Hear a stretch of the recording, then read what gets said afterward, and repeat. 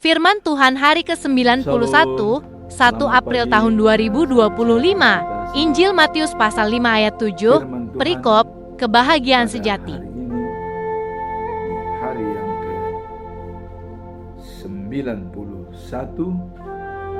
awal April, tanggal 1 April tahun 2025, diambil dari Injil Matius pasal 5 ayat 7. Kebahagiaan sejati, itulah perikop. Sebagai nats atau ayatnya, bahasa Indonesia, berbahagialah orang yang murah hatinya, karena mereka akan beroleh kemurahan. Bahasa Indonesia sehari-hari, berbahagialah orang yang mengasihani orang lain. Allah akan mengasihani mereka juga. Bahasa Batak Tuba Siganupari Didok Songonon. Martua ma na asiroha ai asian ni debatado nasida. Ialah firman Tuhan. Dan topik pada bulan April tahun 2025 adalah sebagai berikut: menghayati pengampunan dosa dan kebangkitan Yesus melalui pengakuan dan kesaksian kekuasaan Tuhan. Dijabarkan dalam kitab Roma pasal 6 ayat yang keempat. Dengan demikian, kita telah dikuburkan bersama-sama dengan Dia oleh baptisan dalam kematian, supaya sama seperti Kristus tidak telah dibangkitkan dari antara orang mati oleh kemuliaan Bapa. Demikian juga kita akan hidup dalam hidup yang baru. Jadi melalui baptisan kudus kita sudah bersama-sama dengan Yesus, dengan kematiannya dan kebangkitannya. Itulah arti baptisan kudus. Sekarang apa makna daripada perikop ini? Ya, kalau kita lihat, maknanya adalah makna yang mendalam tentang kehidupan baru yang diterima melalui kebangkitan Kristus. Itulah maknanya. Jadi, kehidupan baru dengan kebangkitan Kristus. Dan itulah kita dikuburkan bersama Yesus melalui baptisan kudus. Pesan moral. Apa pesan moral daripada perikop ini? Yaitu panggilan meninggalkan kehidupan lama, tabiat-tabiat lama, kebiasaan-kebiasaan lama, dan melangkah di dalam realitas yang baru. Jadi dari yang lama menjadi yang baru. Itulah kebangkitan itu diperbaharui. Yang berfokus pada nilai-nilai kerajaan Allah. Apa kerajaan Allah? Kerajaan Allah penuh dengan kasih agape. Kasih tanpa harus ada belas kasihan atau balas jasa. Murni diberikan kepada kita. Dan keselamatan itu adalah anugerah. Namun anugerah itu akan kita capai berdasarkan iman yang kuat. Iman akan diperkuat dengan membaca Alkitab, ajaran-ajaran Kristus. Itulah pesan moral daripada perikop itu. Kemudian pembelajaran, apa pembelajarannya? Ya, dikatakan bahwa ayat ini mengajarkan bahwa melalui baptisan kudus kita ikut serta dalam kematian dan kebangkitan Kristus, meninggalkan pola hidup lama yang penuh dengan dosa. Jadi dengan baptisan kudus kita ikut dalam kematian dan kebangkitan Yesus, dan meninggalkan pola-pola hidup lama yang berdosa. Karena begitu kita ada di dunia ini sudah berdosa. Itu dosa turun-temurun dari Adam, ya. Dan itu diperbaharui sehingga kita menjadi mati dan hidup bersama Yesus. Dan kita sudah dibaptis atas nama Yesus Kristus. Sekarang kita masuk dalam perikop hari ini. Apa perikop hari ini? Dalam Matius pasal 5 ayat 7, kebahagiaan yang sejati. Apa maknanya? Mari kita lihat, ya. Menyatakan berbahagialah orang yang murah hati, karena mereka akan beroleh kemurahan. Apa yang digambarkan dari ayat ini? Yang bermurah hati akan memperoleh kemurahan. Yang berbaik hati akan memperoleh kebaikan. Apa yang digambarkan dalam hal-hal tersebut? Kita lihat prinsip kasih dan kebaikan yang menjadi inti dari ajaran Yesus. Jadi kasih dan perbuatan baik adalah merupakan inti dari pengajaran Yesus. Dan ini menekankan, ya, pentingnya sikap murah hati dalam kehidupan sehari-hari. Jadi ini diterapkan dalam kehidupan sehari-hari, murah hati, ya, supaya kita mendapatkan kemurahan. Inilah yang dikatakan sebagai pembelajaran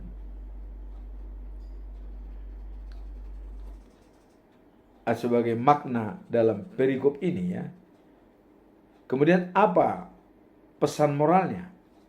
Nah, tadi kita lihat maknanya adalah prinsip kasih dan kebaikan yang menjadi inti ajaran Yesus, menekankan pentingnya sikap murah hati dalam hidup sehari-hari. Itu makna. Sekarang apa pesan moralnya? Pesan moral daripada ayat ini bahwa, ya, kemurahan hati dan cinta kepada sesama. Jadi kemurahan hati dan mencintai sesama itu tidak hanya akan mendatangkan kebahagiaan bagi orang lain. Jadi kalau kita sudah mencintai sesama, ya, dan kemurahan hati itu tidak hanya mendatangkan kebahagiaan bagi orang lain, ya. Tidak hanya seperti itu. Tapi katanya juga bagi diri sendiri, ya. Jadi kalau kita bermurah hati kepada orang lain dan mencintai sesama, tentu mereka akan berbahagia dengan perlakuan kita. Tapi katanya tidak hanya itu, juga, ya, pada diri sendiri. Bermurah hati adalah karakter Allah. Jadi kita juga sudah menjalankan karakter Allah. Jadi kalau kita bermurah hati dan mencintai orang, baik bagi mereka, tapi tidak hanya sampai di situ. Kita sudah menjalankan karakter Allah dengan baik. Apa itu karakter Allah? Kita baca dalam 1 Petrus pasal yang keempat, ya. 1 Yohanes pasal 4 ayat 8. Itulah karakter Allah. Allah itu kasih. Barang siapa tidak memiliki kasih, tidak mengenal Allah. Jadi apabila kita mau mengenal Allah, milikilah kasih. Yang tidak memiliki kasih, tidak mengenal Allah. Nah, jadi tadi di sini dikatakan bahwa mencintai orang lain dan ya bermurah hati kepada mereka bisa mendatangkan kebaikan bagi mereka, tapi juga bagi diri sendiri yang sudah benar-benar menjalankan karakter Allah. Nah, kemudian apa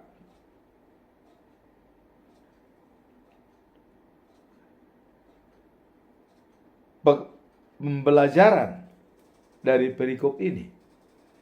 Tadi kita sudah melihat makna, pesan moral, dan pembelajaran.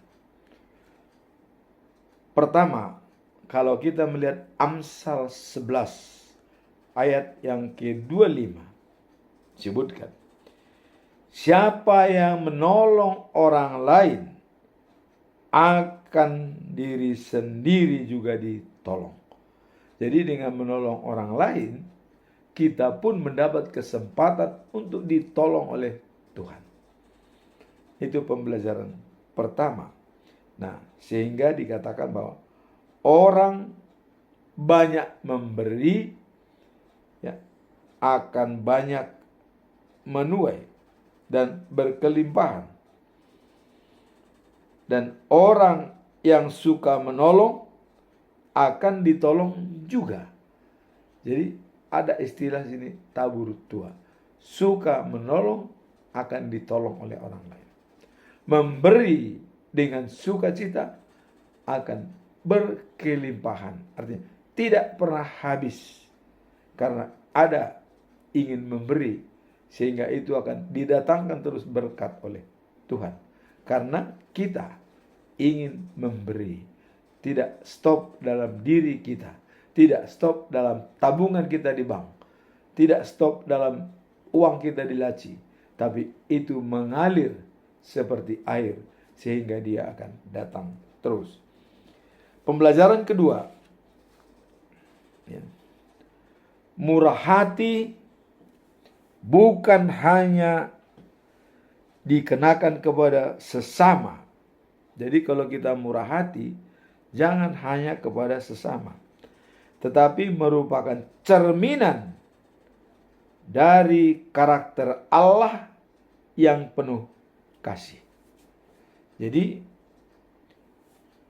dalam murah hati tersebut yang mengasihi orang dan sesama, itu tidak hanya berhenti di situ, tapi juga kita menjalankan karakter Allah. Seperti 1 Yohanes pasal 4 ayat ke-8. Allah itu kasih. Barang siapa tidak memiliki kasih, tidak mengenal Allah. Nah, jadi di sini jelas, ya. Pembelajaran yang ketiga.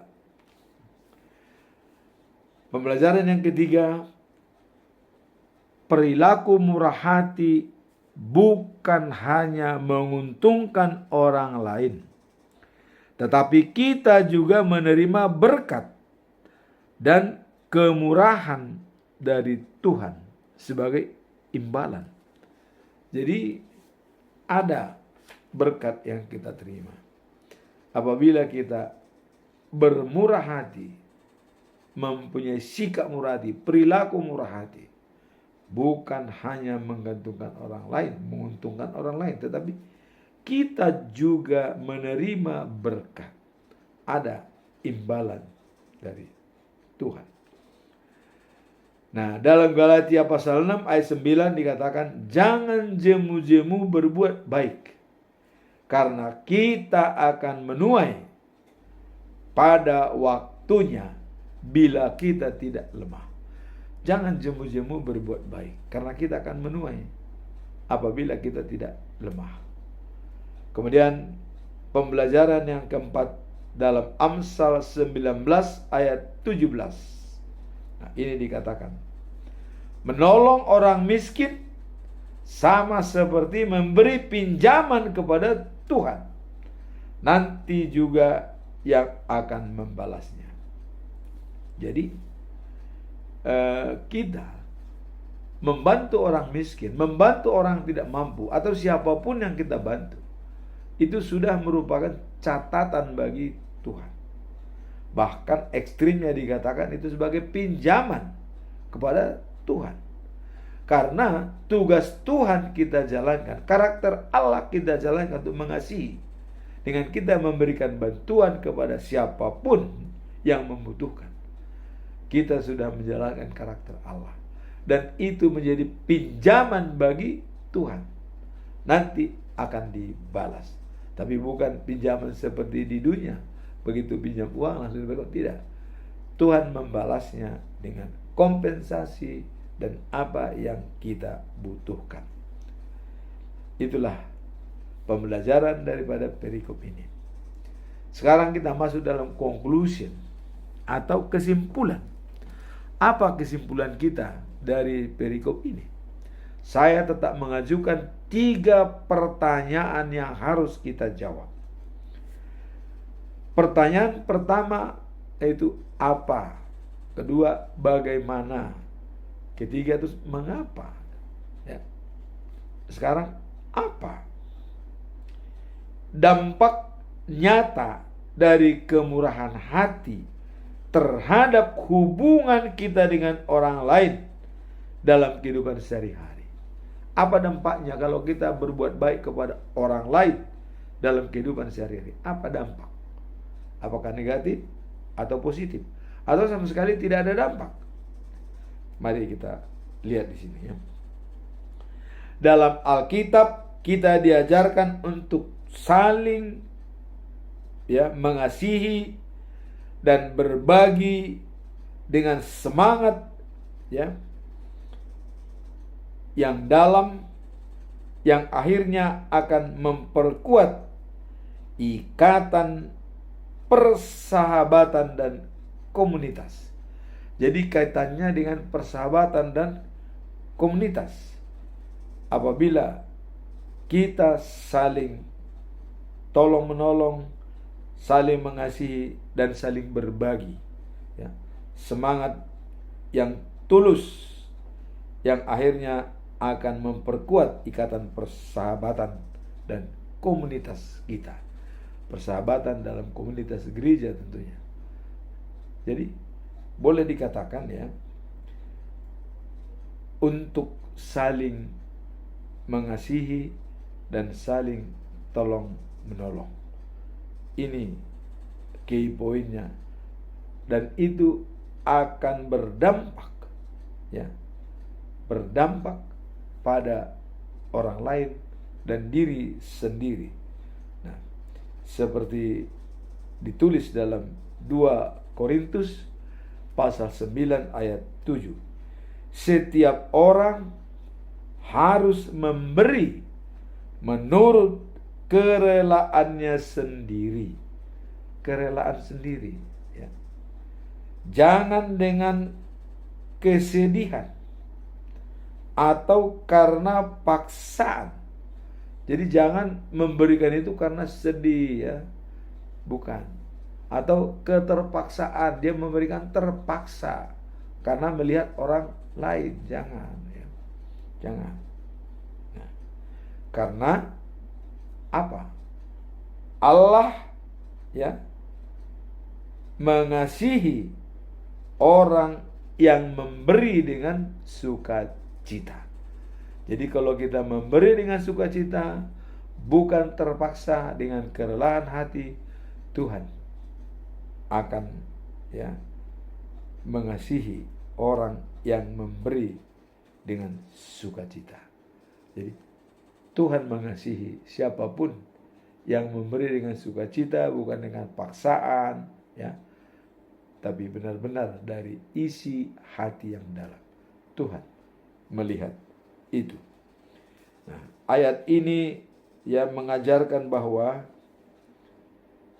Kemurahan hati seharusnya datang dari sikap hati yang tulus dan sukacita.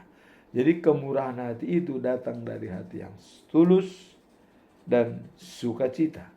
Baru kita bisa bermurah hati. Kalau kita tidak tulus dan tidak sukacita, apa benar bisa kita bermurah hati?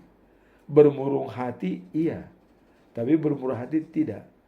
Maka untuk membantu kita supaya bermurah hati, ya, mari kita membantu sesuai dengan kemampuan, kerelaan, dan tidak terpaksa.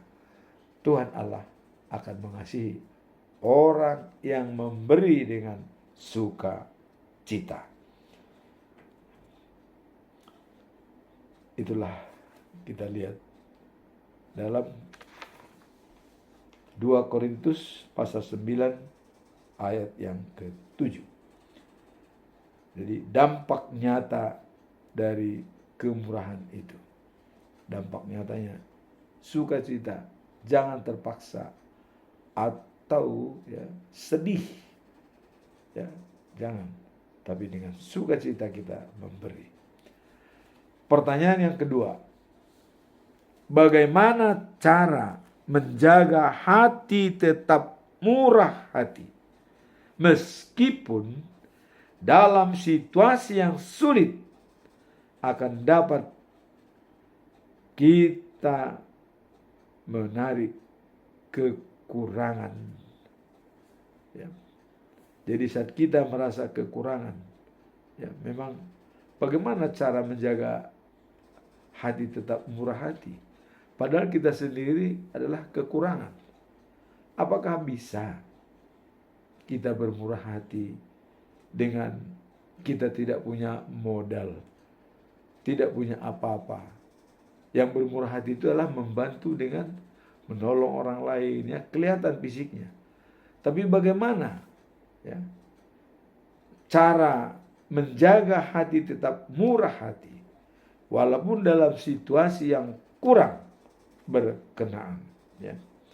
Nah, menjaga hati tetap murah hati dalam situasi sulit merupakan panggilan bagi orang percaya.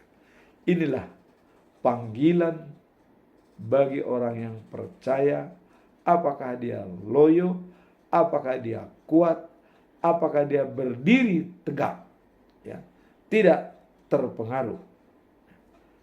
Ini dikatakan dalam ajaran Alkitab, ya, 2 Korintus pasal 9 ayat 7 seperti yang tadi. Setiap orang harus memberi menurut kerelaan hatinya, bukan dengan sedih dan atau dengan paksaan. Karena Allah menyukai orang yang memberi dengan sukacita. Jadi mempercayai, ya, pemulihan dengan Tuhan, hubungan baik dengan Tuhan. Itulah cara kita untuk menjaga tetap murah hati. Kita tidak peduli situasi dan tantangan yang ada, tapi kita tetap memegang pesan dari Tuhan, sukacita. Nah, kemudian dalam Matius pasal 6 ayat 26 bahwa di sini dikatakan, ya, burung-burung di udara mereka tidak menanam menuai atau mengumpulkan dalam lumbung, ya. Namun Bapa kalian, ya, yang di surga memberi makan mereka. Jadi dapat kita lihat contoh seperti burung-burung dan binatang-binatang yang tidak pernah menanam dan tidak pernah menuai, tapi mereka dapat dihidupkan oleh Tuhan Allah. Nah, terus cara untuk menjaga hati tetap murah hati adalah bersama dengan Tuhan, dan segalanya bisa diberikan oleh Tuhan sepanjang kita meminta dalam roh dan juga percaya dan juga datang kepada Tuhan, kita akan disempurnakan. Pertanyaan ketiga, apa yang Alkitab ajarkan? Jadi apa ya, yang Alkitab ajarkan tentang hubungan antara kemurahan dan berkat yang diterima dari Tuhan? Nah, ini apa yang diajarkan oleh Alkitab tentang hubungan antara kemurahan hati dan berkat? Murah hati dan berkat. Kapan berkat itu datang? Kapan kita bermurah hati? Bermurah hati setiap saat. Apakah berkat itu juga datang setiap saat? Yang jelas, Tuhan memberikan kepada kita kehidupan. Di alam sadar Dia bekerja, di alam bawah sadar juga Tuhan bekerja. Sehingga begitu sempurnanya manusia ini hidup dalam pengawasan Tuhan. Jadi apa Alkitab ajarkan tentang hubungan antara kemurahan dan berkat? Itulah mengandalkan Tuhan sebagai sumber kekuatan dan kemurahan. Kemudian kemurahan hati adalah kunci untuk memberi. Kenapa dikatakan kemurahan hati kunci untuk memberi? Ya, kalau kita tidak bermurah hati, apa bisa kita memberi? Jadi mau memberi itu adalah ditanam dalam pikiran, saya akan memberi. Atau ditanam dalam pikiran, life after life, the news of Jerusalem. Syaratnya apa? Yaitu tadi, membantu orang miskin, mencintai mereka, menyayangi mereka, sehingga Bapamu yang di surga juga akan mencintai kamu. Itulah yang bisa kita, apa yang Alkitab ajarkan tentang hubungan kemurahan dan berkat. Jadi itu, apabila kita sudah menjalankan dengan baik sikap perilaku kita, menjalankan kemurahan hati kepada siapapun, kita akan menuai dengan kebaikan hati. Dan itu adalah hukum yang benar-benar tabur tuai. Kita bermurah hati, kita mendapatkan berkat. Nah, kemudian dalam sini tetap disampaikan dalam 2 Korintus pasal 6 ayat 6 sampai 7. Siapa yang memberi sedikit, ia akan menerima sedikit. Siapa yang memberi banyak akan menerima banyak. Tuh, ya. Nah, jadi ini bermakna dengan hati yang tulus dan kerelaan hati, dan jangan terpaksa. Jadi berikanlah dengan hati yang tulus dan kerelaan hati, jangan terpaksa dan dalam kesedihan. Karena Allah mengetahui apa isi hati kita. Nah, sekarang kita coba baca ya dalam Galatia 6 ayat 9. Jangan jemu-jemu berbuat baik, bermurah hati, karena kita akan menuai apabila kita tidak lemah. Berapa kali ini saya sampaikan kelemahan dan waktunya. Ya, coba kita lihat. Kita memuji Tuhan selama 70 tahun. Tapi tahun yang ke-71 dan 72 kita meninggalkan Tuhan. Atau bahkan mualaf, ya, tidak lagi percaya kepada Tuhan, murtad ya dari keyakinan kita. Itulah dikatakan bila tidak lemah. Bila lemah, sudah jelas Anda masuk neraka. Itulah ya. Maka jangan jemu-jemu berbuat baik, karena kita akan menuai pada waktunya bila kita tidak lemah. Itulah kesimpulan pertama. Kemudian kesimpulan kedua, apa dikatakan dalam Amsal pasal 19 ayat 17. Memberikan pinjaman kepada orang miskin sama dengan memberikan bantuan kepada orang miskin sama dengan memberi pinjaman kepada Allah. Allah akan membalasnya. Itulah firman Tuhan pada hari ini. Semoga firman ini menjadi kekuatan bagi kita dalam menjalankan kemurahan hati dan bersikap persuasif dan bersikap menghayati orang lain, atau dikatakan adalah empati, merasakan apa yang dirasakan oleh orang lain. Empati. Itulah firman Tuhan hari ini. Tuhan memberkati kita semua. Amin.